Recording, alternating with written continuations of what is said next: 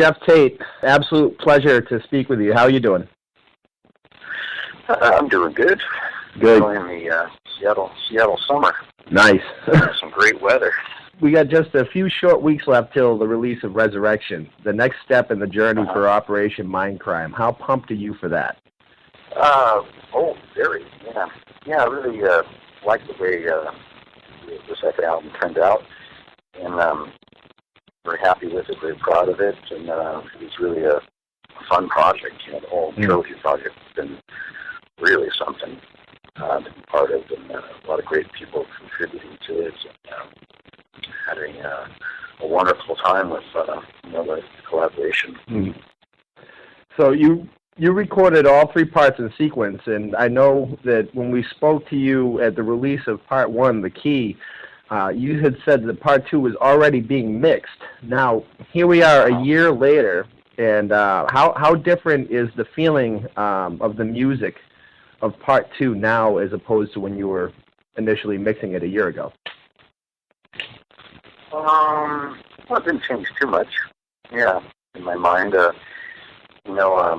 I'm kind of wrapped up in Part 3 right now, and so it's hard for me to kind of reference Part 2. I hear you. Kind of go back in time, but my memories of it are good ones. Definitely. So it's always important to write a piece of music that goes along with the lyrics as well as the overall storyline. In Part 1, you started out with 4 characters, which yourself and other collaborators and members played, creating a technology that's worth billions of dollars, as well as being very important to the world. So what does the second part convey? Where does it start and where does it lead?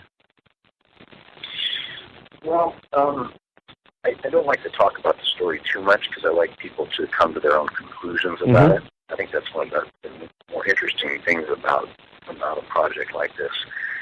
But I will say that the second album picks up, of course, where the first one left off, and it finds the lead character. His name is H.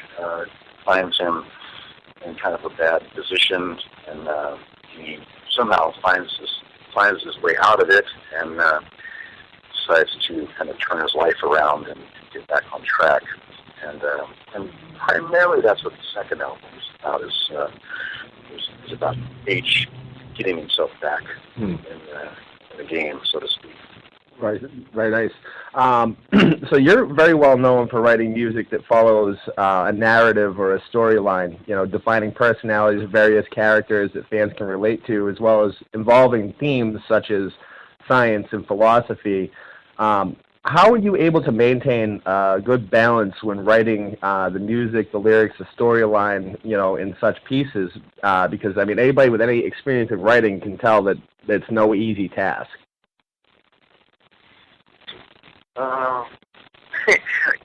I don't know. Don't really know how to answer that. Well, I like what I do, a lot. I love writing music. I love making new albums.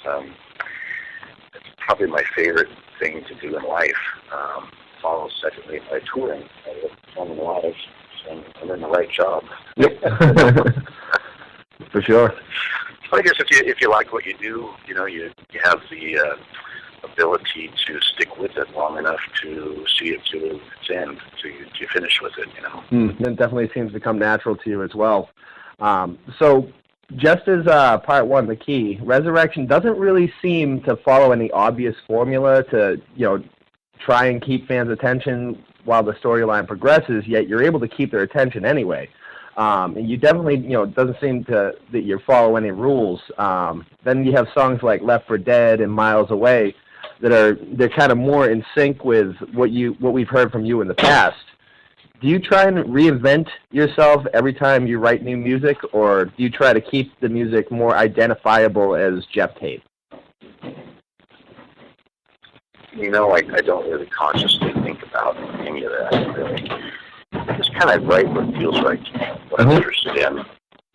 There's kind of a magical point, I find, when you're writing a song, where you'll have an idea and you'll start working on it, and the idea kind of evolves on its own to a certain extent. The song wants to be what it's going to be, and you got to kind of recognize that and stay out of the way, which means at that point you could like turn it into something that it doesn't want to be. That's very easy to do. And I think the trick is letting it just evolve and be what it wants to be. Like if it's in a certain key or the notation, the melody says a lot about what a song's going to be, and you got to let that happen without trying to make it fit into somebody else's viewpoint of what it should be. You know, because in music there is really no shoulds. There's really no rules. It's really about, you know, what you are interested in doing as a writer, or what you're interested in pursuing. Really, you know, there's no right or wrong. It's just it's expression. It's art. It's not a competition. You know. Hell yeah, Ben. So tell me about instruments. You've used instruments such as the flute in the past. You know, when incorporating these instruments that are sort of atypical to the style, is it your choice, or is there another creative influence that suggests its incorporation? I just use whatever feels right, you know, for the presentation, for the song, really. Whether it be, you know, orchestral instruments or, you know, like a guitar or saxophone or whatever. On this particular release, Resurrection, I played most of the keyboard parts on this and the solos. So I chose to go a lot more with my progressive rock roots, you know, influences, and you know, people like Tony Banks and Keith Emerson were real inspirational to me growing up as a young musician.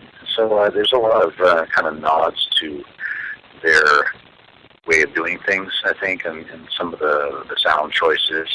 You'll hear, you know, elements of early Genesis and, you know, early ELP in there as well. And as well as some of Rick Wakeman stuff, because I really was influenced a lot by him. Definitely, man. So moving on to another topic here, I was really pumped to see that Trinity with you, Tim Ripper Owens, and Blaze Bayley is doing 6 shows across the U.S. So who initiated that tour, and what are your guys' plans to execute that on stage? Well, it started out, you know, as a you know, those guys tour, and we ran into each other at shows and started talking about, you know, music, and as oftentimes, you know, the invitation is there to jam. So the jamming took place, and we had such a good time. I invited them to both sing on my record, and we had a good time doing it. And then we started talking about wouldn't it be fun to do a show together, and before you knew it, we had a plan. And so Trinity was born, and it's really kind of a fun thing, you know. The 3 of us get along really well. We have a real light, kind of easy relationship, and it's you know, it's going to be fun, I think, more than anything else. We're going to have a good time. Sometimes in life you got to do fun things, you know. Oh, absolutely. So so the 3 of you will be on stage singing. Has there been any thought to who will be handling the instruments live? Yeah, we have a band that we've been putting together that we'll announce fairly soon, and we're going to tour with the band and kind of split up vocal duties. We're just going to do like a set of, you know, of the songs that we sang with our former bands, Queensryche, Priest, and Maiden, and then we're going to get together and sing some stuff together as well. Nice. That sounds like it's going to be a good time. So this initially kind of was born out of the ashes, the idea of the 3 Tremors with yourself, Bruce Dickinson, and Rob Halford. Do you find it ironic that you're working with a former member of Iron Maiden and a former member of Judas Priest on this project? Yeah, and I'm kind of a former member of Queensryche. That is kind of strange, yeah. Yep. Three of the most influential bands in heavy metal history. You guys are definitely all legends, anyways. So, what would you say the long-term plans for this are? Can we expect more U.S. dates in the future, possibly European dates? We don't know. We're just getting together for this and seeing how it goes, if it's fun or not, and I suppose if we get some more offers from other promoters around the world, we'll entertain those. But we just kind of wanted to do it to see how fun it would be, and it might turn out to be something that we continue doing. It might never happen again. I don't know. I just really don't know at this point. I hear you, man. Well, I'll be very interested to see what happens with it. So, in an article I recently read from Twisted Sisters' J.J. French, he mentioned that there are no more 25-year-old rock stars anymore, at least not like in the past with bands like The Who, Beatles, Pink Floyd, etc. Do you think that any of the newer hard rock or metal acts will see arena-filling success like the bands that have come before them, like Queensryche, like Judas Priest, Iron Maiden? You know what I mean?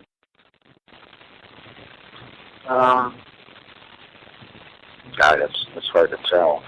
I would say by today's climate, probably not.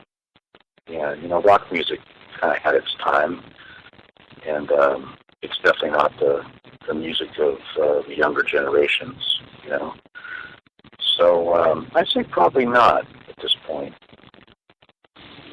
Well, hopefully that'll change sometime in the future. It'll make a big resurgence, huh? But so you've been in this game for an awfully long time. You've had immense success. You've been extremely influential. So let's say a young musician just starting out in a band came to you after a show and asked you for advice on starting their musical career. What advice would you have to offer? Probably earlier education while you possibly can. Yeah, I think it's probably fairly impossible to make a living being a young musician starting out nowadays. If you're trying to promote your band and get to a level where you can, have an audience and go out and play and make a living doing that, it's pretty tough going. In my time, we all had, giant multinational corporations with, millions of dollars to spend on promoting the records, and people bought records then, and they bought the music, and there was an economy that was supportive, and now that's all gone. So the only way you can do it and make an economic success of yourself is to have a hit song that somehow gains interest on YouTube and then kind of spreads virally around the world, and then people will want to come and perhaps see you perform it. It's a one-off. It's a big, kind of like a lottery win. Oh, yeah. I hear you, man. I hear you. It's not something you can work at and see, the rewards, daily, as to working towards a goal. It's nearly impossible. So it's kind of like a thing like,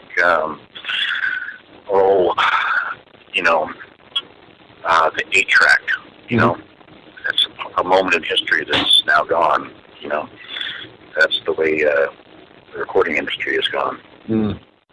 Well, hopefully something changes. Music. Oh, yeah. Yeah, other music, besides rock music has a little better chance nowadays. But rock music, it had its time, a really long run. Absolutely, man. I'll tell you what, man, it's been an absolute pleasure talking to you. But we're coming up on time, so I'm going to let you go. And thank you so much again. Keep doing what you do. All right. Thanks for the interview, man. All right. Take care, man. Later.